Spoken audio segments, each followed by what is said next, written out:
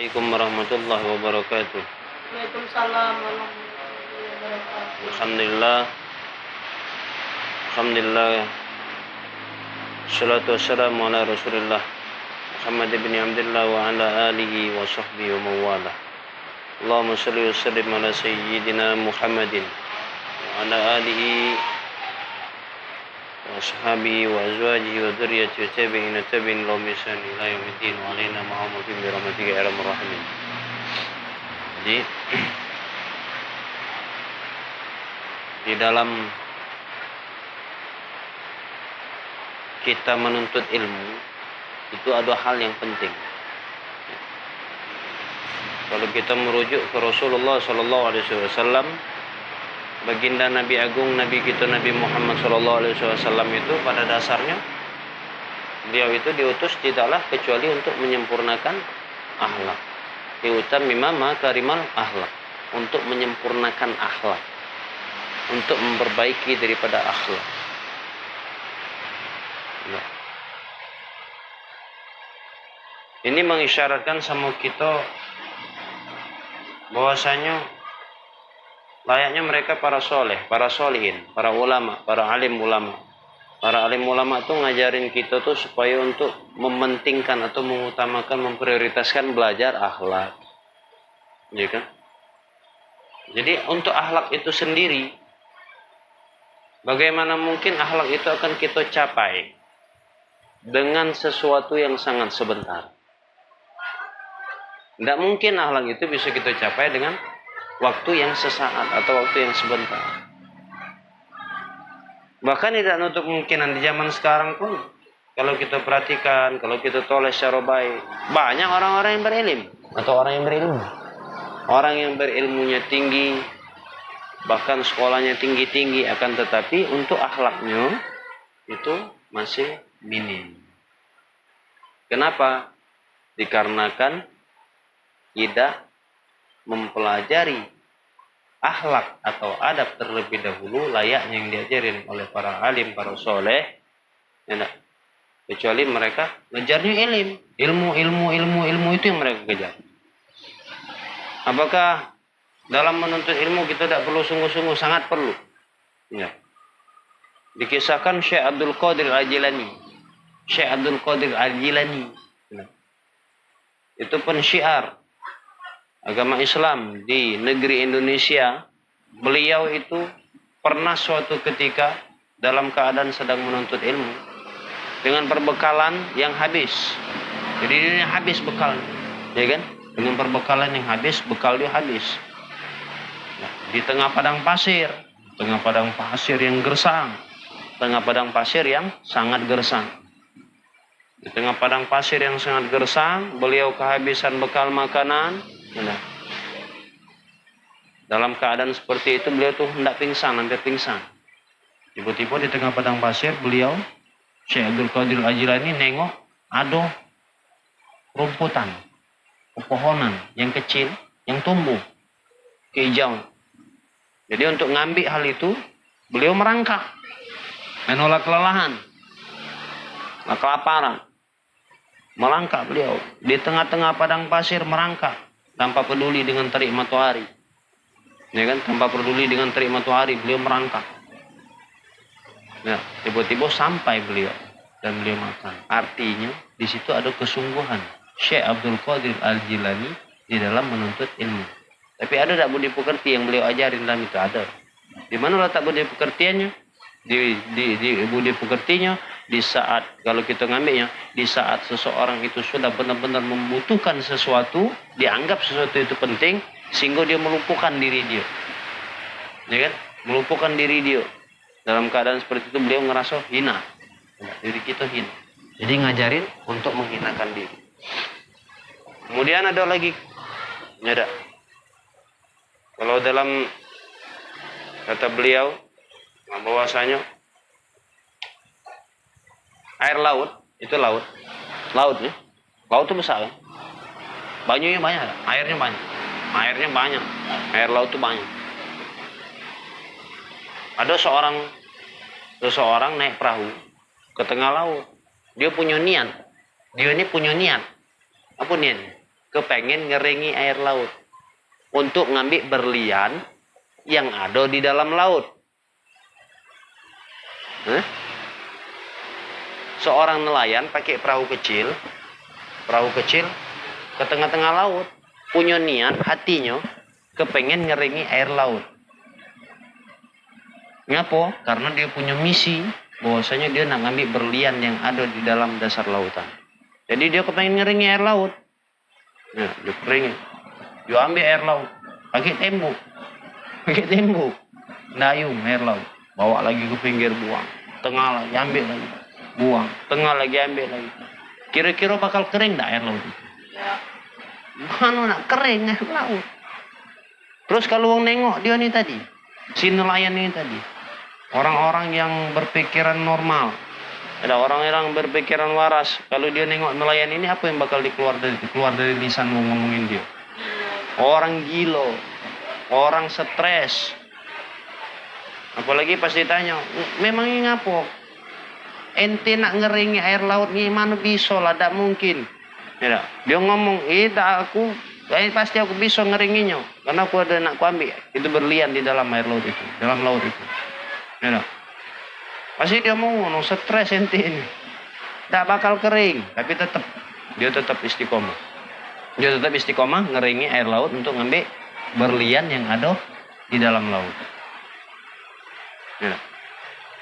Si nelayan tadi, ya, si nelayan yang punya perahu kecil nak buang air laut tadi, kalau dia punya niat nak ngambil berlian tadi, di situ terletak apa? Kesungguhan dalam hatinya, ya kan? Kesungguhan di dalam hatinya untuk ngeringi air laut.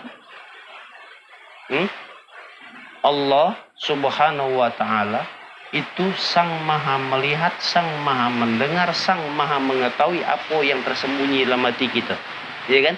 Allah sang maha melihat, sang maha mengetahui apa yang ada dalam hati kita. Sehingga Allah, karena niat dia sungguh-sungguh tadi, ya, karena dia niat dia sungguh-sungguh tadi, ya kan? Allah kabul. Air laut tidak kering-kering, bertahun-tahun lah dia tidak bakal kering air laut, ya kan? Seumur hidup, bahkan seumur hidup tidak bakal kering kecuali terjadi apa? Tsunami, ya, misal air yang kering, ya bisa jadi. Tapi ini tidak bakal kering. Karena Allah maha tahu, Allah maha lihat, Allah maha paham dengan apa yang ada di dalam hati dia. Dan Allah tahu dengan niat dia tadi. Ya, Allah bantu, Allah kabul niat dia tadi dengan cara ikan yang di dasar laut, ya, bawa berlian yang dia cari. Pas dia menggayung, berlian tadi masuk ke dalam gayung. Dapat akhirnya berlian tadi. Selesai deh dia gayung. Selesai. Karena cita-cita dia sudah dapat, kepengen dapatin berlian tadi. Artinya dari kisah itu, dari cerita itu, ya, kesungguhan seseorang itu pasti akan mencapai dan menghasilkan sesuatu. Baca itulah dalam kita menuntut ilmu. Baca itulah dalam kita belajar ilmu agama. Harus ada himmah tumbuh dari hati kita. Semangat dulu tumbuh muncul semangat dalam hati kita, ya kan? Muncul untuk mendapatkan ilmu. Tentunya pasti akan dapat. Nah, diajarin oleh para ulama. Ada Imam Malik radhiyallahu an, beliau mengatakan apa? Beliau mengatakan apa? Ta'allamul adab qabla an tata'allamal ilm. Pelajarilah dulu oleh kalian itu adab, baru mempelajari ilmu. Jadi bukan ilmu dulu yang kita pelajari, tapi adab dulu yang kita pelajari. Ya. Begitu juga dikatakan oleh Imam Yusuf bin Al-Husain. Beliau juga berkata apa? Bil adab tafhumul ilm. Dengan adab, dengan akhlak, dengan perilaku, dengan adab, kalian itu akan memahami akan ilmu. Ya, dengan adanya diri kita nih adab, kita ngambil adab dulu, belajar adab dulu, belajar akhlak dulu, pasti kita akan mendapatkan yang namanya ilmu. Lebih mudah memahami ilmu. Makanya orang yang berakhlak itu orang yang berakhlak pasti dia berilmu. Kenapa? Karena dia sudah punya akhlak, karena dia sudah punya adab, sehingga ilmu tadi mudah dia dapatkan. Ya, bil adab tafhumul ilm. Dengan adab dia akan memudahkan, engkau akan memudahkan di dalam memahami satu ilmu. Mudah. Jadi adab penting. Dengan adab dulu. Kemudian Al-Imam Ahmad, beliau ngomong, Ibnul Mubarak, beliau berkata, tu'allimuna al-adab 30 aman. Beliau ngomong, kami mempelajari adab itu selama 30 tahun. Selama 30 tahun mempelajari adab. Wa tu'allimuna al-ilm 20. Dan mempelajari ilmu cuma 20 tahun. 30 tahun belajar adab, 20 tahun belajar ilmu. 30 tahun adab terlebih dahulu, 20 tahun baru ilmu. Jadi banyak yang mana yang dia? Waktu dia tersita paling banyak mempelajari apa? Mencari adab. Ya kan? Bahkan Al-Habib Munzir bin Fuad Al-Musawwah itu dikatakan, beliau itu dengan Habib Umar itu hampir-hampir beliau itu ya istilahnya bukan tidak belajar. Beliau itu hampir-hampir dengan gurunya selalu memperhatikan adabnya. Selalu memperhatikan Habib Umar itu adab. Memperhatikan Habib Umar adab. Adab. Atau waktu sedang belajar, Habib Munzir itu duduk berdua. Kawan sebelahnya ngomong sama beliau. Ngomong sama Habib Munzir, ngapain tidak bawa pena, tidak bawa buku? Apa dia jawab oleh Habib Munzir? Aku lebih baik memandang wajah guruku, karena itu lebih aku senangi. Sekarang pertanyaan, apakah Habib Munzir gagal? Berhasil, sukses. Begitu juga Imam Ahmad, disuruh oleh ibunya. Ya, Imam Syafi'i disuruh ibunya untuk belajar. Bukan belajar ilmu, tapi disuruh untuk mempelajari akhlak. Pelajarilah akhlak. Jadi kalau kita merasa untuk mendapatkan satu ilmu tanpa adanya adab, tidak akan mungkin. Ya, tidak akan mungkin. Nah, itulah perumpamaan ibarat kalau kita bekal ilmu agama itu suatu bekal perkara yang sangat penting. Ngapa? Ya. Kalau kita sudah mengenal ilmu agama, otomatis di sana kita paham dengan Allah. Di sana kita paham dengan Rasul. Ya kan? Yang tadinya kita tidak beradab, jadi beradab. Yang tadinya kita tidak punya etika, tidak punya akhlak, jadi berakhlak dan beretika. Baca itulah perumpamaan butuhnya ilmu agama. Di mana pembimbingan itu? Tentunya ada dalam ilmu agama Allah Subhanahu wa Ta'ala. Jadi penting ilmu agama. Ya, bahkan tidak banyak orang-orang menganggap bahwasanya ilmu agama itu sesuatu hal yang tidak membawakan manfaat atau membawakan hasil. Keliru. Justru karena ilmu agama lah, ya orang-orang terselamatkan. Seandainya kita anak kaya, ya, karena kita mondok, karena kita belajar ilmu agama, karena kita ngaji, ya, akhirnya kita paham. Kita anak kaya tadi harta untuk kita tidak bakal habis, karena termanfaatkan, karena kita kelola dengan baik, karena kita tidak mau yang namanya maksiat, tidak mau yang namanya perbuatan-perbuatan yang salah. Perbuatan yang keliru kita tidak mau, karena sudah terbimbing oleh ilmu agama. Jadi penting ilmu agama, ya. Nah terus untuk mempelajari adab, kalau kita nyangka mempelajari adab itu cuma 1, 2, 3 hari atau 1, 2, 3 bulan atau 1, 2 tahun, salah. Jelas tadi kan Imam Ibnul Mubarak ngomong, mereka itu mempelajari adab 30 aman, 30 tahun, sedangkan mereka mempelajari ilmu cuma butuh waktu 20 tahun. Nah, ya, paham kan?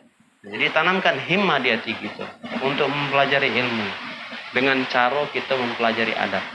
Ini kan? Bil adab tafhumul ilm. Dengan adab, dengan kalian punya adab, maka kalian akan mudah di dalam mempelajari ilmu. Jadi etika-etika itu penting. Penting. Cara kita senyum, cara kita bertegur sapa, ya kan? Nah, terus macam mana perkaranya? Macam anak-anak yang pengen belajar. Tentunya anak-anak yang pengen belajar perlu ada 3 sosok. Apa 3 sosok ini? Yang pertama, peranan dari anak itu sendiri. Mau dah anak ini belajar? Tentunya hal ini berawal dari sejak mana pola dalam kedua orang tua. Kemudian yang kedua, peranan orang tua. Kemudian yang ketiga, peranan guru. Ada. ketiga-tiga ini harus sama-sama harus saling dukung. Kalau tidak didukung salah satunya, tidak jadi, tidak bakal jadi. Jadi tiga-tiganya harus dukung. Tiga-tiganya harus dukung. Ya, contoh, ya, orang tua kepengen anaknya belajar agama, gurunya siap ngajar. Anaknya tidak pengen, tidak jadi.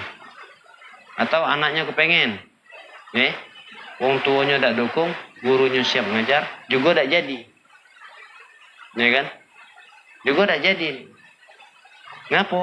Contoh, kepedulian orang tua terhadap anaknya itu penting sama gurunya. Disitulah yang namanya mempertanyakan pecak mana perkembangan anak selama belajar. Jadi kedua orang tua itu harus bertanya sama guru yang ngajar. Ya kan? Sama guru yang ngajar. Pecak mana anakku selama belajar. Bukan ditanya, nak hafalan kau sudah sampai mana? Nak ilmu yang kau pelajari sudah sampai mana? Bukan. Tapi tanyakan. Tanyakan sama gurunya. Apa yang ditanyakan? Pecak mana perkembangan anakku? Ini ada cerita lagi kan? Nah, sambil makan. Ada cerita lagi. Pecak mana cerita ini walaupun anggaplah sinetron, anggaplah film. Ini Abi dapat dari Umi. Umi cerita soal anak ungkayo. Anak ungkayo duit. Ayonya anak tunggal pula, anak dewean pula. Anak dewean, bapak mamanya berduit.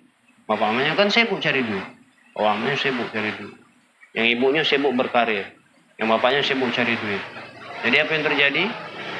Anaknya ini bandel luar biasa di sekolahan. Bandel luar biasa. Sampai anaknya itu bisa buat kartu dewek. Ngajakkan kawan di sekolah. Wah, guru-guru di sekolah kesal luar biasa. Setiap guru nasihatin dia jawab. Akhirnya apa? Untuknya dipanggil. Anaknya, guru di sekolah itu tidak sanggup lagi ngajar anaknya. Akhirnya anaknya dikeluarkan dari sekolah tadi. Setelah dikeluarkan dari sekolah, setelah dia dikeluarkan dari sekolah, untungnya tentunya di sekolahan lain kan. Dari sekolahan lain. Sama sekolahan lain juga dalam nerima anaknya tadi belajar. Tidak mau lagi dia nerima anaknya juga ngajar anaknya, tidak mau nerima. Karena informasi sudah sampai ke sekolah-sekolah lain kalau anak itu luar biasa nakalnya. Sering jawab omongan guru, apapun. Wah, pinter anaknya itu, pinter jawab. Luar biasa bandel. Akhirnya singkat cerita, tiba-tiba ibunya nih, karena ibunya nih ibu karir, ngobrol-ngobrol. Istilahnya kalau di zaman sekarang tuh ibu sosialita. Jadi dia duduk ngobrol sama kawannya, dia kebingungan. Sekolah-sekolah udah katiin nerima. Bahkan bapaknya sempat marah-marah sama sekolah. Terus kamu ini ngapa? Tidak mau nerima anakku untuk sekolah. Sampai itu kan ngomongin sekolah-sekolah lain tuh. Kalau kamu tidak mau nerima anakku nih cuma karena gara-gara dia nakal, berarti kamu ini tidak usah buka sekolahan. Mau sampai segitunya, ya kan? Bapaknya wong ada duit kan? Duitnya banyak. Akhirnya dia ngobrol-ngobrol sama ibu sosialita dan masukkan ke pesantren. Bingung ibu yang masuk pesantren, wah ngeri anakku kayak masuk pesantren. Kabarnya pesantren tuh serem, menakutkan, mengerikan. Lagi anak aku disiksa, anak aku di macam-macam. Oh ini, akhirnya karena dia lah kebingungan. Sekolah biasa udah terima lagi kan? Sekolah biasa udah terima lagi. Akhirnya kebingungan dia. Ya sudahlah, masukin anak pesantren. Akhirnya dia nyari pondok pesantren. Carilah dia pondok pesantren. Anaknya dibuat janji sama bapaknya. Anaknya tidak mau pondok pesantren. Oke, kata bapaknya. Kata anaknya, aku mau yang terbocor itu. Aku galak katanya. Aku galak. Anak aku galak. Pak katanya, ya masuk pondok pesantren. Tapi dengan catatan. Tidak. Di sekolahan itu harus ada musik. Oh. Jadi nyari-nyari dah aktif pesantren yang ada musik. Tiba-tiba ada satu pesantren yang di situ ada ekstrakurikulernya, yang ada bandnya. Enggak lah anaknya mau kiri yang masuk. Jadi pas masuk anaknya apa yang terjadi? Anaknya masuk tadi. Ya, kan tentu di pondok pesantren itu jam 2, jam 3 sudah bangun. Sholat tahajud. Nyambung lagi zikir. Sebelum sholat subuh, ya kan? Nyambung lagi yang ngapal, yang ngapal. Nyambung lagi sholat subuh. Nah, sholat subuh ada zikir lagi. Terus itu aktivitasnya. Ya kan di pondok pesantren. Jadi anaknya ngantuk, tergantuk-kantuk. Cara ngambil wudhu dia tidak tahu, cara sholat dia tidak tahu, dia tidak pernah diajarin. Dari cara ambil wudhu dia tidak ada paham, cara dia ini dia tidak paham. Akhirnya dia ngambil wudhu nengok kawannya, oh kawan ini be. Ya, pas waktu sholat Allahu Akbar, kawan-kawan yang lain lah rukuk lah sujud, dia masih inilah ngantuk di pondok tadi, ya kan? Kawan-kawan lah sujud kalau lah rukuk, dia masih ini. Oh, ngantuk dia baru masuk pondok, belum beradaptasi. Jadi singkat cerita, dia ini nyuci dewe, wah kesal dia, malah nanya dengan kawannya, di mana ya di sini laundry ya, aduh ji kawannya, aduh laundry, kawannya bingung laundry itu apa, kawannya tidak tahu laundry, dia ini kan orang kayo, kalau baju laundry kan, dia tidak pernah laundry kawan-kawannya, jadi dia nanya ke kawannya, ada tidak laundry apa? Oh aduh ji. Pokoknya ada aja kawan. Laundry itu apa kata kawan? Tempat ini nah kalau kita baju akhirnya baju tidak bersih. Oh ada aja kawan. Berapa biaya laundry di sini? Cuman 2.000 kata kawan. Cuman 2.000 rupiah aja kawan. 2.000 rupiah. Murah nih yang laundry sini katanya. Iya murah. Ayo ikut katanya. Bawa lah baju-baju kamu. Dari baju-baju kotor ini kan waktu dia masuk pondok kan dibeli baju baru kalau kan. Jadi anaknya ini kan baju baru hari ini baju menumpuk bajunya di pondok banyak di pondok kan dajak nyuci dewe barang jago dewe sabun jago dewe makan ambil dewe ya kan kata lagi manja-manja jadi pas dia diajak kawan tadi ya diajaknya ke kamar mandi tempat nyuci nyuci baju santri diambilnya pakaian tadi taruhnya di baskom kok kaget dia nih kok ini tempat laundry pikirnya kan. Terus yang mana? Ambilnya dari kantong baju dia, ninjuknya rinso.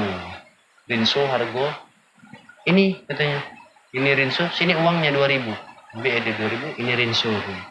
Jadi 2.000 rupiah tuh untuk beli rinso. Wah, tambah bingung dia nyuci dewek. Wah, mau tuh. Nelpon bapaknya, aku udah tahan, aku nak berhenti, aku nyuci bajunya. Wah, bapaknya dengar kabar dari anak langsung meledak bapaknya, marah. Waduh, anak aku disiksa mati. Nanggung anakku.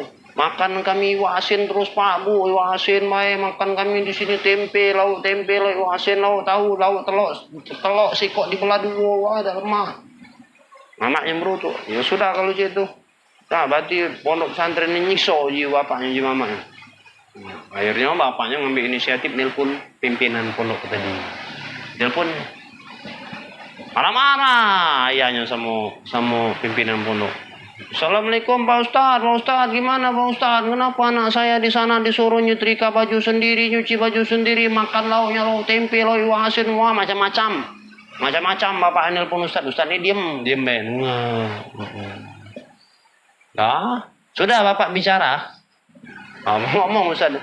Sudah bapak bicara sudah. Ya, sekarang giliran saya Pak ya. Nah, ada omongan dia. Bapak yang namanya pondok pesantren ya seperti itu, mendidik anak supaya lebih mandiri. Wah tapi saya nggak terima Pak, kalau seperti itu nanti saya ambil anak saya keluarkan saja dari pondok pesantren. Ustadz tadi kan manusia juga, emosi juga Ustadz. Oke, langsung dijawab oleh Ustadz, langsung marah balik. Oke, kalau seperti itu Bapak mau ambil anak Bapak, silakan ambil. Nanti kami siapkan pakaian semuanya, silakan Bapak bawa pulang. Ngedrop ayahnya. Nah, iya. Marah Ustaz saling juk dengan mamanya. Saling juk api. Mama be, Bapak be, mama dengar Ustaz lah marah. Ya, akhirnya dia ambil lagi. Enggak Pak Ustaz. Mohon maaf kami cuma khilaf.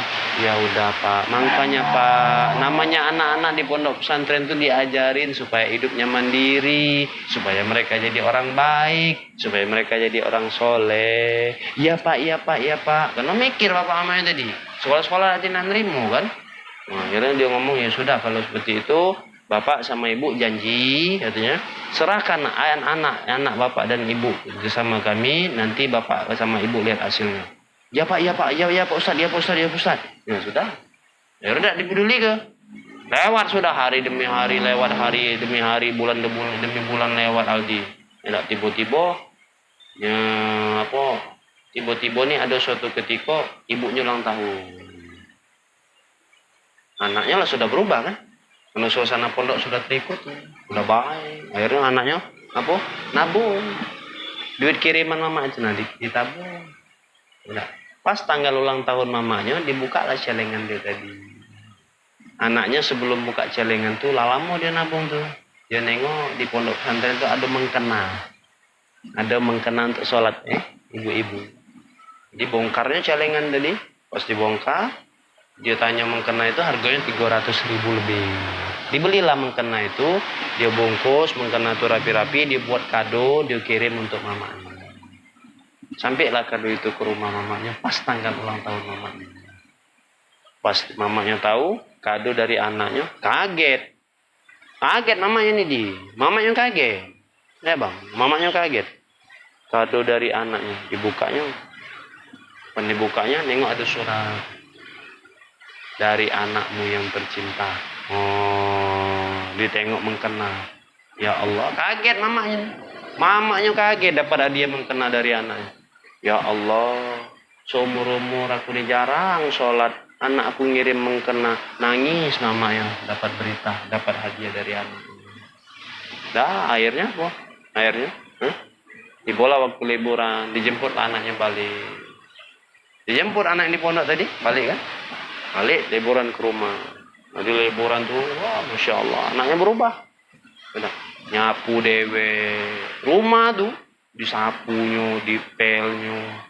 Pas jam sholat, anaknya tadi, udah nyuci baju dewe, nyemur pakaian dewe. Mama bapaknya bisik-bisik, tengok anak kita lah berubah nih. Dulu bandel nih, nakalnya sekarang lah berubah. Udah, lah berubah. Pas masuk waktu sholat, anaknya ngadep kiblat azan. Allahu Akbar, Allahu Akbar. Wih, bagus azannya. Kagetlah bapaknya. Bapak lagi nonton TV kan namanya. Capek kan? Baru balik gawe. Baru balik gawe capek. Allahu Akbar, Allahu Akbar. Tengoknya. Ya Allah. Mamanya marah. Papa, langsung mati ke TV. Papa, anak kita azan. Suaranya bagus nih ya, nadanya bagus nih ya. Teriak aja itu. Ayo pak kita sholat. Yuk mak kita sholat yuk. Ayo pak kita sholat. Ayo. Akhirnya sholat. Dan alhamdulillah anaknya bisa baca Al-Quran. Bahkan anaknya hafal Al-Quran. Dan akhirnya anak yang nakal tadi jadi soleh. Anak wong kayo tunggal soleh hafal Quran baik. Yang tadinya nakal, artinya belajar ilmu agama tidak rugi, bahkan lebih utama daripada ilmu umum. Tuh, mudah-mudahan bermanfaat. Al-afu minkum, al-fakir adab ilallah. Wassalamualaikum warahmatullahi wabarakatuh.